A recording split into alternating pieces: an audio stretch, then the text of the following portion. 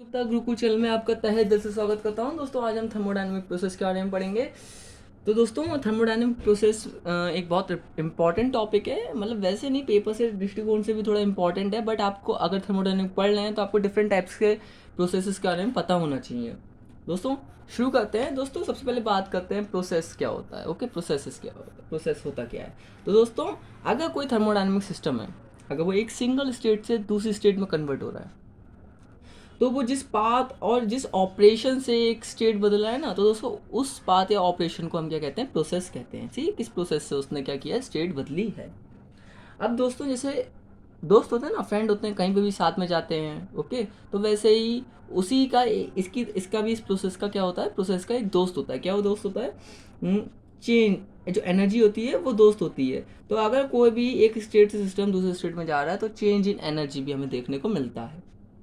Okay दोस्तों, तो दोस्तों अब हम डिफरेंट टाइप के इसके प्रोसेस को शुरू करते हैं। तो सबसे पहले हमारा प्रोसेस आता है आइसोथर्मल प्रोसेस।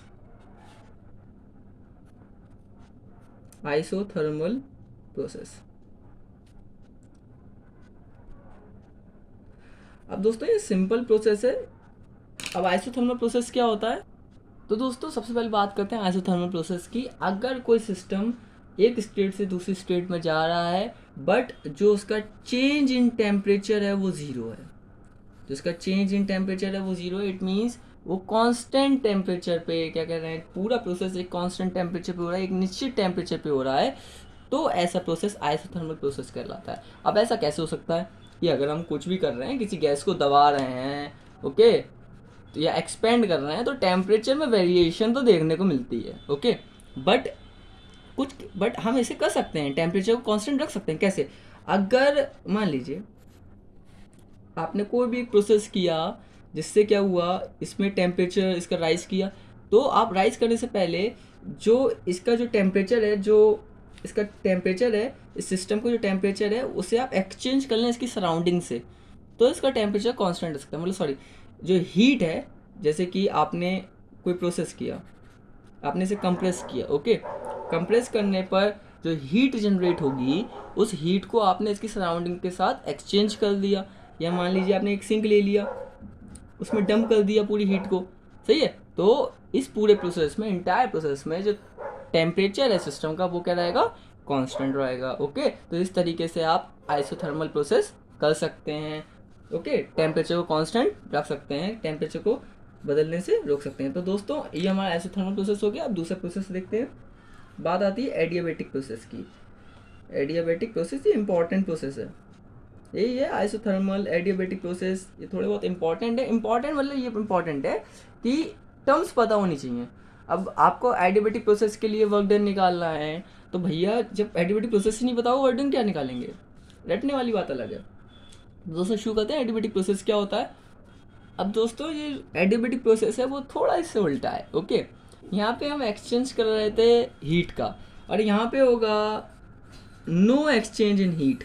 ओके, हीट का एक्सचेंज ही ना हो सके, और इस कंडीशन में जो टेम्परेचर होगा, टेम्परेचर में जरूर वेरिएशन देखने को आपको मिलेगी, चेंज इन टेम्परेचर आपको जरूर देखने को मिलेगा। क्यों, अब दोस्तों अगर हीट, जैसे मान लीजिए ये केस लेते हैं, अगर हीट डंप नहीं करेगा, ये हीट इसने अंदर ही रखेगा, तो इसका टेम्परेचर राइज कर जाएगा, हैं, या क्या कहते हैं, हाँ टेम्परेचर राइज कर लाएगा, मतलब टेम्परेचर में ओवरऑल चेंज देखने को मिलेगा। ओके, तो एडियाबैटिक प्रोसेस क्या होता है, नो चेंज इन हीट, और टेम्परेचर में क्या होगा, चेंज होगा, ये अलग बात है, ये इसका रिजल्ट है, सही है। ये एडियाबैटिक प्रोसेस की पहचान नहीं है, ये पहचान है नो चेंज इन हीट। तो दोस्तों एडियाबैटिक प्रोसेस कैसे रखते हैं, कोई भी, क्योंकि टेम्परेचर में चेंज क्यों होगा, इसका एक और रीज़न है। एडियाबैटिक प्रोसेस के लिए हम एक आइसोलेटेड वो लेते हैं, कोई भी आइसोलेटेड सिस्टम लेते हैं जो इंसुलेट होता है, जो क्या कहते हैं, इंसुलेटेड होता है, और क्या कहते हैं, जो हीट के एक्सचेंज को रोकता है, जिससे हीट आर पार ना जा सके। तो हीट आर पार नहीं जा सकेगी तो टेम्परेचर में राइस ही होगा, क्योंकि आप वर्क डन कर रहे हैं। ओके, ठीक है। तो दोस्तों ये हमारा एडियाबैटिक प्रोसेस हो गया। एडियाबैटिक प्रोसेस में no change in heat, isothermal में change in temperature, sorry, no change in heat, no change in temperature. Okay, second, third one isobaric. Third क्या हो गया, आइसोबारिक प्रोसेस। दोस्तों इस प्रोसेस में क्या होता है, सिंपल है, यहाँ पे हमने टेम्परेचर कांस्टेंट रखा, यहाँ पे हमने हीट कांस्टेंट रखी, और इन भाई साहब में हम रख देंगे प्रेशर को constant. It means no change in pressure. Okay, इसमें क्या होना चाहिए, आइसोबारिक है ना, हाँ, बाहर से प्रेशर। ओके, रिलेट करके देखिए, तो ये प्रोसेस कांस्टेंट प्रेशर पे होता है। जब प्रेशर कांस्टेंट होता है तो ये प्रोसेस होता है। अब दोस्तों ये कैसे होगा, ये ऐसे होगा, ये हमेशा ज़्यादातर ओपन वेसल में होता है, वेसल बंद नहीं होनी चाहिए। अगर कोई ओपन वेसल है तो उस पर प्रेशर कौन सा लगेगा, एटमॉस्फेरिक प्रेशर लगेगा।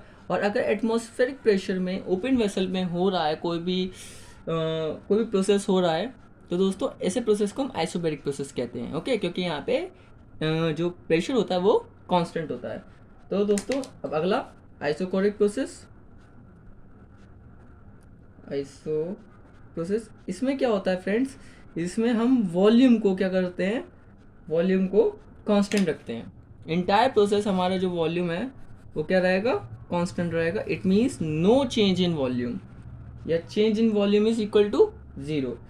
तो ये जो हमारी जो वो है प्रोसेस है वो एक सील्ड कंटेनर में होता है। ओके, ये भी सील्ड था बट ये इस तरीके से था, इंसुलेटेड था कि आप हीट चेंज नहीं हो सकते, बट ये केवल सील्ड होगा। ओके, इसमें हीट चेंज हो सकती है। तो दोस्तों अगर हम क्या कहते हैं, ये हमेशा ज़्यादातर सील्ड कंटेनर में ही होता है, और इसमें क्या होता है, जो वॉल्यूम है वो क्या होता है, कांस्टेंट होता है। ओके, वॉल्यूम में कोई भी चेंज नहीं होगा। तो दोस्तों अब अगले प्रोसेस की बात करते हैं। अब दोस्तों हम अपने लास्ट प्रोसेस की बात करते हैं। हमारा आखिरी प्रोसेस है साइक्लिक प्रोसेस।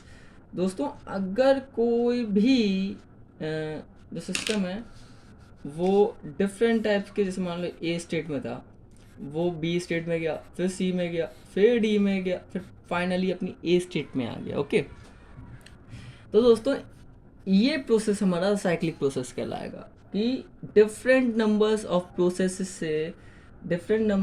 प्रोसेसेस से वो हुआ है और फाइनली अपनी इनिशियल स्टेट पे रिटर्न हो गया है, फाइनली अपनी इनिशियल स्टेट पे आ गया है। तो दोस्तों ऐसा प्रोसेस साइक्लिक प्रोसेस कहलाएगा। और जो इस प्रोसेस का पाथ होता है उसे हम क्या कहते हैं, साइकिल कहते हैं। Path of process is called cycle. Path of process is called cycle. अब फ्रेंड्स क्या कहते हैं, इस प्रोसेस में, साइक्लिक प्रोसेस में जो एनर्जी का चेंज होता है, change in energy is equal to 0 होता है। चेंज इन एनर्जी क्या होता है, इक्वल टू 0। और चेंज इन एंथैल्पी होता है, वो भी क्या होता है, हमारा 0 होता है। तो दोस्तों हमारे 5 साइकिल प्रोसेस हो गए हैं। अगर आपको मेरा वीडियो अच्छा लगा तो प्लीज़ लाइक कीजिएगा, और ऐसे और वीडियो देखने हो तो सब्सक्राइब करना ना भूलिएगा। Thank you.